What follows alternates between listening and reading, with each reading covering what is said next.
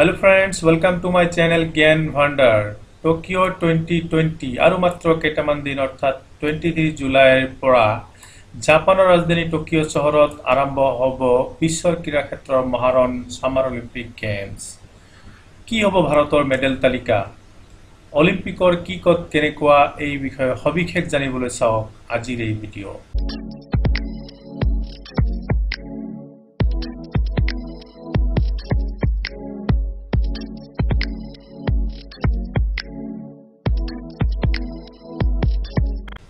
Tokyo 2020 at a glance. এইবাৰ summer Olympic games হ'ব জাপানৰ ৰাজধানী টকিঅ চহৰত। এইবাৰ অলিম্পিকৰ মটো হ'ব ইউনাইটেড বাই মোশন। ইয়াত 206টা দেশৰ 11,238 গৰাকী খেলুৱৈয়ে 33টা বিভিন্ন স্পৰ্টছৰ 339টা ইভেন্টত মেডেলৰ কাৰণে যুঁজ দিব। 23 জুলাইত ওপেনিং সেৰিমনি, 8 আগষ্টত ক্লোজিং সেৰিমনি। এই ওপেনিং ক্লোজিং দুয়োটাই সেৰিমনি অনুষ্ঠিত হ'ব জাপানৰ ৰাজধানী টকিঅ চহৰৰ জাপান নেশ্যনেল ষ্টেডিয়ামত। সামাৰ অলিম্পিক গেমছ সাধাৰণতে আমি অলিম্পিক বুলি ক'লে সামাৰ অলিম্পিককে বুজো। ইয়াৰ উপৰি উইণ্টাৰ অলিম্পিকো আছে যিটো 4 বছৰৰ মূৰে মূৰে অনুষ্ঠিত হয়। আমি আলোচনা কৰি আছো সামাৰ অলিম্পিক অৰ্থাৎ অলিম্পিক গেমছৰ বিষয়ে। ইয়াক গেমছ অফ দ্য অলিম্পিয়াড বুলিও জনা যায়। ই প্ৰতি 4 বছৰৰ মূৰে মূৰে বিশ্বৰ বিভিন্ন দেশৰ বিভিন্ন চহৰত অনুষ্ঠিত হৈ থাকে। প্ৰথম অলিম্পিক আধুনিক অলিম্পিক গেম অনুষ্ঠিত হৈছিল গ্ৰীচৰ ৰাজধানী এথেন্সত 1896 চনত। এইবাৰ অনুষ্ঠিত হ'ব টকিঅত। যোৱা বছৰ অনুষ্ঠিত হৈছিল 2016 চনত। ব্ৰাজিলৰ ৰাজধানী ৰিঅ' ডি জেনেইৰোত অহাবাৰ অনুষ্ঠিত হ'ব 2024 চনত। ফ্ৰান্সৰ ৰাজধানী পেৰিছত 1896 চনত আধুনিক অলিম্পিক গেমছ অনুষ্ঠিত হোৱাৰ পিছত প্ৰতি 4 বছৰৰ মূৰে মূৰে অনুষ্ঠিত হৈ আহিছে যদিও 1916 চনত জাৰ্মানীৰ ৰাজধানী বাৰ্লিনত অনুষ্ঠিত হ'ব লগা অলিম্পিক গেমছখন প্ৰথম বিশ্বযুদ্ধৰ বাবে বাতিল হৈছিল। ইয়াৰ উপৰি দ্বিতীয় বিশ্বযুদ্ধৰ বাবে দুখনকৈ অলিম্পিক গেমছ বাতিল হৈছিল। তাৰ এটা হ'ব লগা আছিল 1940 চনৰ হেলচিংকিত আৰু 1944 চনত লণ্ডনত। প্ৰিয় ভিউৱাৰ্ছসকল, আপোনালোকলৈ প্ৰশ্ন, হেলচিংকি কোনখন দেশৰ ৰাজধানী? এছিয়া মহাদেশত ইতিমধ্যে 3খনকৈ অলিম্পিক অনুষ্ঠিত হৈ গৈছে। তাৰে 1964 চনত এই টকিঅত অনুষ্ঠিত হৈছিল, 1988 চনত সাউথ কোৰিয়াৰ ৰাজধানী সিউলত অনুষ্ঠিত হৈছিল আৰু 2008 চনত চীনৰ ৰাজধানী বেইজিঙত অনুষ্ঠিত হৈছিল। এইবাৰ টকিঅত অলিম্পিক অনুষ্ঠিত হৈ যোৱাৰ লগে লগে টকিঅই এক কৃতিত্ব লাভ কৰিব। ই হ'ব এছিয়া মহাদেশৰ প্ৰথমখন চহৰ যিয়ে দুবাৰকৈ অলিম্পিক গেম অনুষ্ঠিত কৰিছে। Impact of the COVID pandemic. COVID পেণ্ডেমিকে অলিম্পিকৰ ওপৰত কোনো প্ৰভাৱ পেলাইছে নেকি? হয়। টকিঅত অনুষ্ঠিত হ'ব লগা এই খেলখন যোৱা বছৰ 2020ৰ 24 জুলাইৰ 9 আগষ্ট তাৰিখে অনুষ্ঠিত হ'ব লগা আছিল যদিও কোভিড পেণ্ডেমিকৰ বাবে পিছুৱাই দিয়া হৈছে। এয়া হৈছে প্ৰথমবাৰৰ বাবে ঘটা ঘটনা যে কোনো কাৰণত অলিম্পিক গেমছ পিছুৱাই দিয়া হৈছে। ইয়াৰ আগত বাতিল কৰা হৈছে কিন্তু পিছুৱাই দিয়া হোৱা নাছিল। এইবাৰ বেছি সংখ্যক খেল ক্লোজ ডোৰ অৰ্থাৎ ইনডোৰত অনুষ্ঠিত হ'ব, য'ত কোনো দৰ্শক নাথাকিব। ডপিং টেষ্টৰ ওপৰতো দিয়া হৈছে বিশেষ ৰেষ্ট্ৰিকশ্যনছ, কাৰণ এণ্টি ডপিং অৰ্গেনাইজেশ্যনবোৰে জনাইছে যে ব্লাড আৰু ইউৰিন টেষ্ট কৰাৰ ফলত খেলুৱৈসকলৰ হেল্থ ৰিস্ক হ'ব পাৰে। India in Tokyo 2020। ভাৰতৰ অংশগ্ৰহণ কেনেকুৱা হ'ব? ভাৰতে ইতিহাসৰ সৰ্ববৃহৎ দল প্ৰেৰণ কৰিছে এইবাৰ টকিঅলৈ, অৰ্থাৎ 125 গৰাকী এথলীট প্ৰেৰণ কৰিছে। তাৰে 70 গৰাকী পুৰুষ, 55 গৰাকী মহিলা। এওঁলোকে 18টা খেলৰ 68টা ইভেন্টত মেডেলৰ কাৰণে যুঁজ দিব।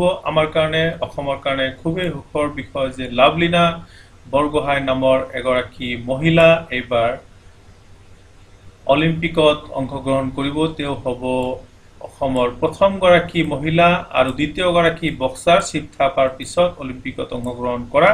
তেওঁ বক্সিঙৰ 69 কেজি শাখাত অংশগ্ৰহণ কৰিব। Strongest medal প্ৰস্পেক্টছ। 125 গৰাকী খেলুৱৈৰ ভিতৰত যিসকলৰ ওপৰত ভাৰতবাসীয়ে আশাৰে বাট চাই আছে যে এওঁলোকে মেডেল বুটিবলৈ সক্ষম হ'ব, তেওঁলোক হ'ল সৌৰভ চৌধুৰী, মানু বাখেৰ, দিবাঞ্চ পাৱাৰ, ইলাভেনিল বালাই ৰাৱন, यशस्विनी देशवाल अभिषेक वर्मा তেওঁলোকে শুটিংৰ বিভিন্ন ইভেন্টত অংশগ্ৰহণ কৰিব নীৰজ চোপ্ৰাই মেডেলৰ বাবে যুঁজ দিব জেভেলিন থ্ৰোত মীৰাবাই চানু ওয়েট লিফটাৰ হয় ৰবি দাহিয়া বজৰং পুনিয়া বিনেশ ফোগাট তেওঁলোক বিখ্যাত ৰেসলাৰ হয় পিবি সিন্ধু বেডমিন্টনত অংশগ্ৰহণ কৰিব আমি পিবি সিন্ধুৰ বিষয়ে জানো তেওঁ জুৱা ৰিও অলিম্পিকত ভাৰতৰ বাবে সিলভাৰ মেডেল বুটলিবলৈ সক্ষম হৈছিল আৰু হল অমিত পাঙ্গাল তেওঁ বক্সিংত মেডেলৰ বাবে যুঁজ দিব India in summer Olympics India অলিম্পিকত ইতিমধ্যে প্ৰদৰ্শন কেনেকুৱা ইন্ডিয়াই প্ৰথমবাৰৰ বাবে 1900 চনত পেৰিছ অলিম্পিকত যোগদান দিছিল মাত্ৰ এগৰাকী এথলীটৰ হৈতে আৰু সেই গৰাকীয়ে দুটাকৈ মেডেল বুটলিবলৈ সক্ষম হৈছিল ইন্ডিয়া 1920 চনৰ পিছত প্ৰতিটো অলিম্পিকত অংশগ্ৰহণ কৰি আহিছে ইতিমধ্যে ইন্ডিয়াই মোট 28টা মেডেল জয় কৰিবলৈ সক্ষম হৈছে তাৰে 9টা গোল্ড 7টা সিলভাৰ 12টা ব্ৰঞ্জ এই 9টা গোল্ডৰ ভিতৰত 8টা হৈছে হকিত আৰু এটা মাত্ৰ গোল্ড হৈছে ব্যক্তিগত শাখাত জিকিবলৈ সক্ষম হৈছিল তেওঁ হৈছে অভিনৱ বিন্দ্ৰা 2008 চনৰ বেইজিং অলিম্পিকত তেওঁ শুটিংত গোল্ড জয় কৰিবলৈ সক্ষম হৈছিল India's medals tally by sport ইন্ডিয়াই লাভ কৰা 28টা মেডেলৰ ভিতৰত কোন খেলত কিমানটা মেডেল লাভ কৰিছে হেতু আমি চাও হক ইতিমধ্যে মই কৈছো হকি খেলত 8টা গোল্ড লাভ কৰিছে ইয়াৰ উপৰি সিলভাৰ এটা ব্ৰঞ্জ দুটা 28টাৰ ভিতৰত মুঠ 11টা হৈছে হকিত লাভ কৰিছে 1980 চনৰ পিছত ইন্ডিয়াই হকি খেলত কোনো ধৰণৰ মেডেল বুটলিবলৈ সক্ষম হোৱা নাই শুটিংত 4টা এথলেটিক্সত দুটা বেডমিন্টনত দুটা বক্সিংত দুটা টেনিছত এটা ওয়েট লিফটিংত এটা মুঠ 9টা গোল্ড 7টা সিলভাৰ আৰু 12টা ব্ৰঞ্জেৰে 28টা মেডেল বুটলিবলৈ ইন্ডিয়া ইতিমধ্যে সক্ষম হৈছে মেডেলছ ইন ইন্ডিভিজুৱেল স্পৰ্ট ব্যক্তিগত শাখাত যিসকল নমস্য ক্ৰীড়াবিদে ভাৰতৰ বাবে মেডেল বুটলিবলৈ সক্ষম হৈছে তেওঁলোকৰ নামখিনি মই দি দিছো আৰু কোন চনত কোন অলিম্পিকত কি মেডেল জয় কৰিছিল এইখিনি মই দি দিছো আপোনালোকে পজ কৰি ভিডিওটো পজ কৰি এইখিনি চাই লব পাৰে মই নামখিনি কৈ দিছো নৰমান পিটচাৰ্ড ইতিমধ্যে মই কৈছো যে 1900 চনত প্ৰথম অলিম্পিকত অংশগ্ৰহণ কৰি ভাৰতে দুটাকৈ মেডেল বুটলিবলৈ সক্ষম হৈছিল সেই গৰাকী ব্যক্তি হৈছে নৰমান পিটচাৰ্ড তেওঁ গৰাকী British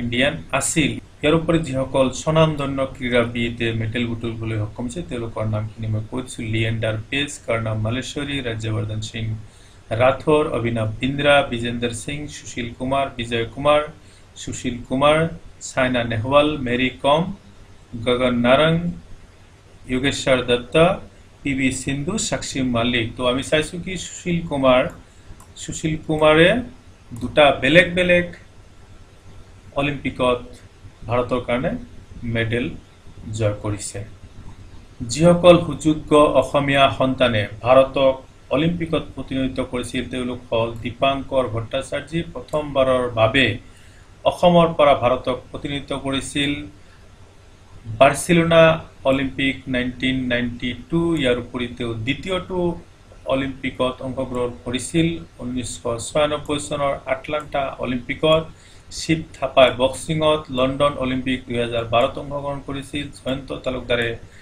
আৰ্চাৰীত London Olympic 2012 Somdev Devvarman tennis খেলিছিল লণ্ডন অলিম্পিকত 2012 চনত অনুষ্ঠিত হোৱা এইবাৰ টকিঅ অলিম্পিকৰ বাবে কোৱালিফাই কৰিছে লাভলিনা বৰগোহাঁই কিন্তু এতিয়ালৈকে কোনো অসমীয়া সন্তানে ভাৰতৰ বাবে মেডেল বুটলিবলৈ সক্ষম হোৱা নাই অলিম্পিকৰ পৰা আমি আশা কৰিছো লাভলিনা বৰগোহাঁইয়ে এই মেডেল বুটলিবলৈ সক্ষম নিশ্চিতভাৱে হ'ব বন্ধুসকল কেনে লাগিল আজিৰ এই ভিডিও যদি ভাল লাগিছে লাইক কমেন্ট আৰু শেয়াৰ কৰিবলৈ নাপাৰিব আৰু সাবস্ক্ৰাইব কৰি মোৰ পৰৱৰ্তী ভিডিও বনাবলৈ উৎসাহিত কৰিব আজি ভিডিওটো প্ৰথমৰ পৰা শেষলৈ চোৱাৰ বাবে আপোনালোক সকলোকে দিছো অশেষ ধন্যবাদ